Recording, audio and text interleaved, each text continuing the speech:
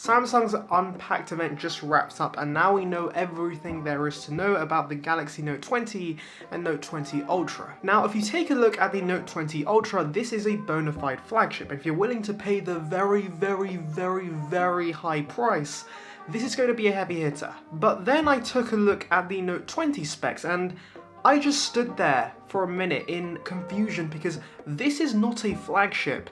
This is an embarrassment, Samsung. You're probably wondering why I'm so disappointed, so let me break it down for you.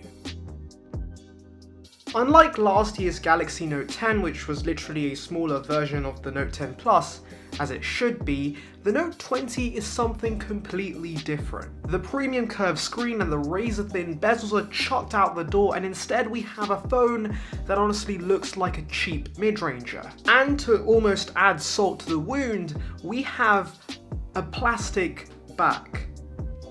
A plastic back on a 2020 Samsung flagship. What the hell were they thinking? Now yes, I know this is the same glass-stick back that's synonymous with the A series smartphones, and I love the Galaxy A series range, but they're budget phones. You're allowed to make that compromise with a budget phone, but when you're charging customers $1,000, you heard me right, $1,000, you can't get away with that, you just can't. By the way, I'll come back to price because I have a bit more ranting to do regarding that price.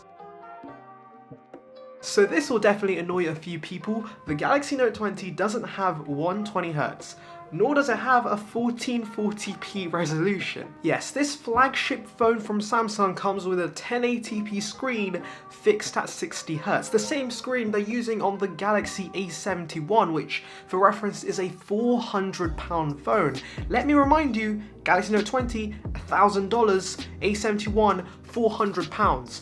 How does this make sense? You know what's even funnier? The Galaxy S20 comes with a 1440p 120Hz display, the regular Galaxy S20 by the way. So the phone that's technically supposed to be a step above the S20 is actually a downgrade. Again, how does that make sense? A lot of people might think this is a little trivial, but for a lot of people who love using the S Pen, this could be a huge downgrade. Because much like the iPad Pro, the Galaxy Note 20 Ultra will come with a 9-millisecond response time for the S Pen, and I can talk from personal experience that when I use the Apple Pencil on the iPad Pro, it feels like I'm writing on paper because of that response time. It's so quick. But Samsung for some reason decides, hey, the regular Note 20 doesn't need that 9-millisecond response time, 26 milliseconds will do. It will be fine. No, it will not be fine. There will be a noticeable lag. I did use the Note 9, and while I'm not sure what the exact response time of the S Pen on the Note 9 was, I did notice considerable lag, and it genuinely did ruin the experience for me, and hence I don't have a Note anymore. So we come to my final issue, the issue that's really grinding my gears above all of these downgrades. You see, all these issues wouldn't be a problem if this phone was $700, but as I said before, it isn't $700, it's way more than that. And that alone is ridiculous. I mean, this phone shares more similarities with Samsung's budget range, yet they decide, hey, let's just rip off our customers and charge them a heckload of money. To be honest, when I say similarities, I actually mean carbon copy, because apart from the chip and camera, this phone is pretty much identical to the S10 Lite. So now you're probably wondering, if this phone is so horribly bad, then why does it exist? Well, in my opinion, it seems like Samsung's trying to upsell people to the Galaxy Note 20 Ultra, because if you compare the regular Note 20 with the Note 20 Ultra, there are a bevy of upgrades you get with the Ultra, and that ridiculous price tag starts to seem more reasonable. But apart from doing that, this phone is completely pointless. If you're looking for a phone in this price range, there are so many good options out there, including Samsung's own Galaxy S20 and S20 Plus, which obviously you could probably find for a good deal now. And if you're desperate to have an S Pen, then you could always look towards the Galaxy Note 10 Plus. That phone is so much better than the Note 20, and you'll probably find it for cheaper too because it's not the new one anymore.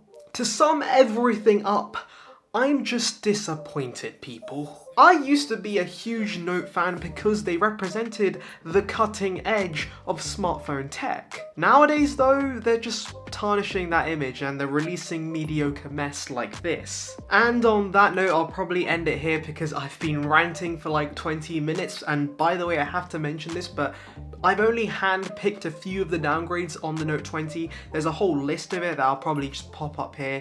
This phone is just bad. Don't buy it. Please, just do yourself a favor and buy literally any other $1,000 flagship. This is just not worth it, okay?